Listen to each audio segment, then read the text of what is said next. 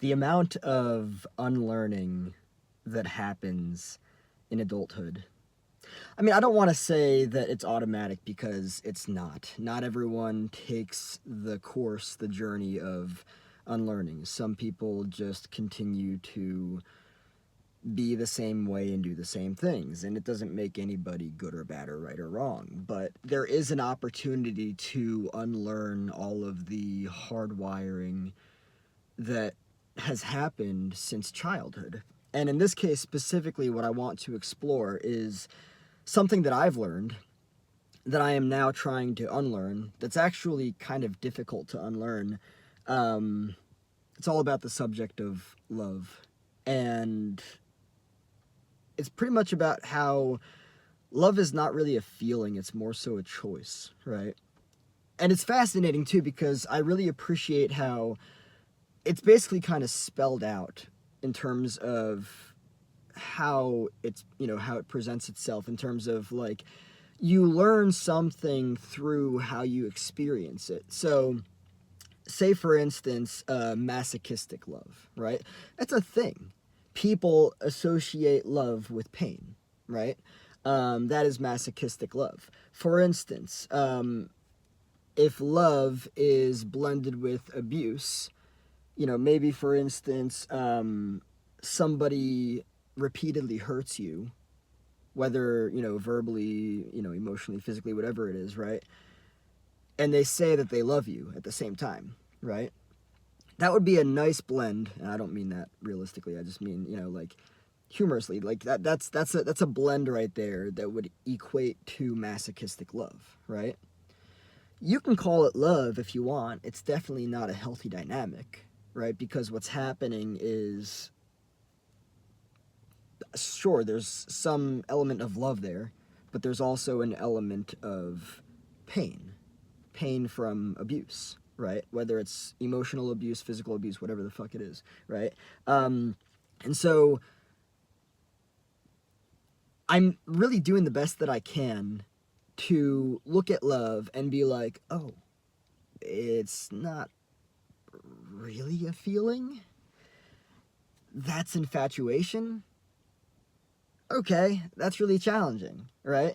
And then it's like, all right, well, love is a choice. A choice of what? Oh, a choice to continuously and consistently show up to be a better person yourself, but also for the person that you are in a relationship with. That can be challenging, right? Because that requires things like vulnerability. That requires things like patience. That requires things like trust. Trusting in yourself to be better each time you show up, as well as trusting in the other person to show up for you, right? And if you're dealing with somebody whose personality is unhealthy, you can tell when a personality is unhealthy because they're very rigid. They don't really like compromise. They're more so closed-minded, right? They don't really like to take into consideration other people's perspectives and perceptions and everything. And the fascinating thing too is that people that have unhealthy personalities likely have some level of arrested development, specifically in the case of, emotions and everything. And it's not that they don't want to care or that they don't want to be capable of doing these things. It's more so that they just are. Like they are incapable of caring. They're incapable of putting in energy, effort, work in the relationship because of their arrested development, right? People that are emotionally immature are actually, and of course this is depending on their level of emotional immaturity. Like it could be as like early as like, months old as a fucking infant, right? These types of people are likely incapable of putting in work because it's just not possible for them. They didn't learn the level of emotional maturity required to make that a reality for themselves. So if you're dealing with somebody like that, the likelihood that you're going to have a healthy relationship with them is fucking slim to none. You're going to end up putting in a fuck ton of work to try to make something work that's just a fucking dead end road. But really looking at love as an action rather than a feeling, it challenges the shit out of me, I'm going to be honest, because love to me has been a fucking feeling throughout my life. And I'm really learning to unlearn love as a feeling, which is more so just infatuation. And not only that, but also to get into the whole reality of how we, idolize or idealize people, right? We meet someone, and it's like sometimes we just fucking forget that they're just a human. They are flawed, just like everyone else, and then we put them on a fucking pedestal, right? And we forget that they're human, right? And so we idealize them, we idolize them, we think that they're the best thing in this fucking world. Maybe we're delusional enough to think that they can fucking save us from our shit and make us happy when that's not our responsibility. Or that's not our responsibility for them, and that's not their responsibility for us, right? So what does love mean as a choice? Well, from what I've learned and understand, love as a choice is more so deciding in a relationship consistently to show up for yourself to become a better person so that you can be a better person for yourself. That would be self-love, right? But then also for the person that you're in a relationship with, showing up for that person, understanding that relationships don't just happen. They don't, right? If you don't have conversations, the other person's not going to know what it is that you need, and vice versa, right? If you don't and by the way, when I talk about this stuff, I'm not talking about this stuff from a place of superiority. I do not see myself as superior to anybody. I'm no better or worse than anybody. I'm just genuinely looking at this and I'm like, fuck. Love has always been, not fuck love, but like, fuck, comma, love has always been a feeling to me. To look at it as a choice to consistently show up for myself, because there's, self-love. The relationship with yourself is the first relationship, period. If you don't have a relationship with yourself, at least a healthy relationship, you're not going to be able to have a healthy relationship with anybody else, whether platonic or romantic. So showing up for myself consistently, as well as showing up for somebody else that I choose to put myself in a relationship with, right? Communication, right? I mean, all these elements, right? Safety, trust, vulnerability, patience, kindness, understanding, having a space of just total safety where there's no shame or guilt at all present. That is some seriously wild shit. If you've been shamed and fucking guilted and obligated your entire fucking life by people that you've been in relationships with, whether platonic or romantic, shit. Going into a space with somebody where there's absolutely fucking zero judgment and you can say anything. And obviously it's not going to get abusive. It's not going to, get anything like that. It's fucking incredible. It really is. Now, what I want to say, because I've had experience with this, more so love being like a feeling and receiving breadcrumbs of love and affection, because I've experienced that. I've experienced that years ago in I'll just say in a relationship that, was romantic. And,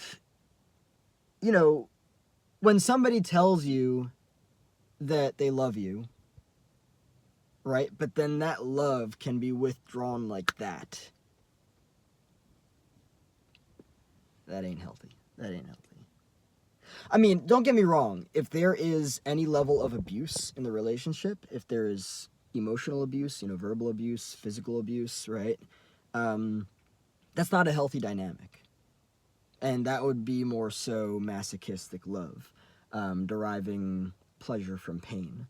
And people that are in those dynamics tend to have a belief that they deserve to be hurt because that is a dynamic that they learned early on in life, right? But really unlearning love as a feeling and more so seeing love as a choice, it's kind of challenging. I'm going to be real about it. It's challenging because it's like, oh, so if love is a choice, that means that me choosing to show up for somebody else in a relationship and utilize all these tools that I've learned, these tools of safety, vulnerability, communication, kindness, respect, holding space, boundaries, understanding healthy dynamics like individuation and differentiation, not taking on somebody else's responsibility because it's not my responsibility, because there is self and other, all of these necessary mature aspects of looking at a relationship. Like, that's just the reality of things, right? And I'm still learning to not take on responsibility that's not mine, even though that's also challenging. But love as a choice rather than as a feeling is a disruption. It really is. It's a disruption in everything that I've known. You can feel really great things for a person, and that's fine, and you can call it love. You can call it whatever you want to, but I have seen way too many times, not so much platonic, more so romantic, where like love is like based on mood, right? So it's there in the good mood, and then when that good mood is gone, it's fucking gone. That's not healthy. I'm not gonna call it not love. I don't think it's fair to call any of this stuff, like say like that's not love. No, that is more so like black or white thinking, and I feel like the situation is far more complex than that. And just concluding to it not being love is, I personally think, unfair. But it's definitely not healthy, right? If somebody feels love based on a mood, then that's just tied to the mood. And if that mood is fucking gone, then the love is fucking gone. And maybe it's even more complex than that, but it's also not healthy to be loved, especially if you're not being abusive, right? Be loved and then have that love be withdrawn, right? That to me is a mark of emotional immaturity and a sign that somebody faces very serious challenges with their emotions, and that runs the fucking picture. So yeah, really just doing the unlearning and stuff, and being like, oh yeah, infatuation is different from love. Infatuation is like, oh my god, this person's amazing, and then there's kind of the idealization happening and everything, placing that person on a fucking pedestal and stuff. And then when you take a step away from that and you realize that, oh wow, we're all just human, we all equally fucking suck. Because we do. Nobody is a fucking king or queen. All of this fucking, lingo and stuff. It's fucking bullshit. It's smoke and mirrors. We are all fucking humans. We all have the capacity to suck. We all have the capacity to be healthy. And that's just the reality of it, right? But seeing love as a choice to show up, think about how many people don't actually want to do that. And not only don't actually want to do that, but won't actually do that. And I usually think that that is based in emotional immaturity. Not because they don't want to, but because they're incapable and might easily just get fucking bored, right? They don't want to take responsibility for their own personal development and also learning about another human being. And that's just the fucking reality of it.